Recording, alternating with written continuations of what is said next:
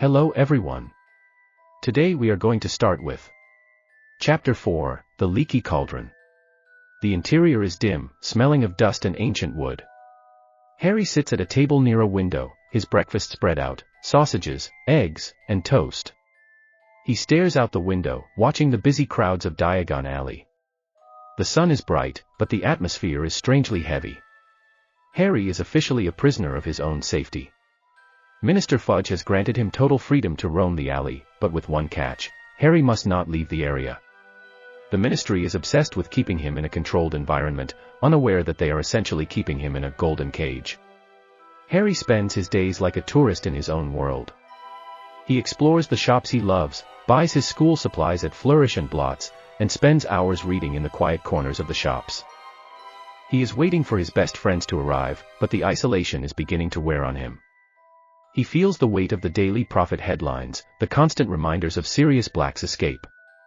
A rainy afternoon. Harry is sitting in the Leaky Cauldron's common room. The door swings open, and a drenched Ron and Hermione burst inside. They are laughing, shaking off their wet cloaks, and looking exactly as they did in previous years, but with a new, subtle maturity. The reunion is the emotional anchor of the chapter. Harry's isolation vanishes the moment he sees them. Ron's family has returned from Egypt, and they have spent their final days of summer in London before the school year begins. We see a shift in the trio's dynamic. Hermione has been busy. She has acquired a new pet, Crookshanks, a giant, fluffy, orange cat with a squashed face. The cat immediately takes a violent dislike to Ron's rat, Scabbers. Ron is visibly irritated, his concern for his aging, sickly rat clashing with Hermione's newfound love for her pet. The trio sits in a quiet corner of the Leaky Cauldron. Mrs. Weasley is nearby, distracted by a conversation with a shopkeeper. The lighting is low, centered on the trio's hushed voices. The conversation takes a dark turn. Arthur Weasley finds Harry and insists on speaking to him privately. He takes Harry into a side room and reveals the terrifying truth behind the minister's unusual hospitality. Arthur Weasley doesn't beat around the bush. Sirius Black is after Harry. He explains that Black was Voldemort's right-hand man and that he broke out of Azkaban for the express purpose of finding the boy who caused the Dark Lord's downfall. Harry listens, his face pale, but he doesn't show fear.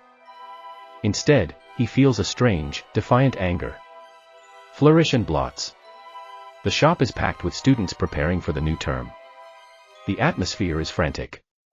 The shop manager is panicked because the monster books of monsters have escaped their cages and are currently destroying the store. The chapter ends on a note of manic, magical chaos. The books are literally ripping each other to shreds, and the manager is struggling to regain control. It's a classic, whimsical wizarding moment that masks the underlying tension of the year ahead.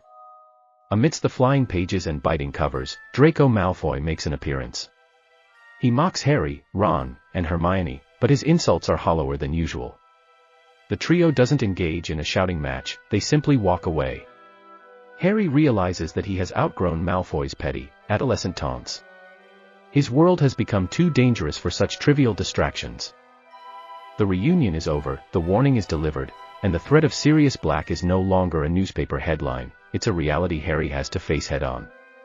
Diagon Alley might look the same, but the shadow of Azkaban is getting longer every day. Did you catch the tension between Crookshanks and Scabbers? That cat knows more than he's letting on. Drop a comment with your favorite Diagon Alley shop, hit that subscribe button, and join us next time as we hop on the Hogwarts Express in Chapter 5, The Dementor.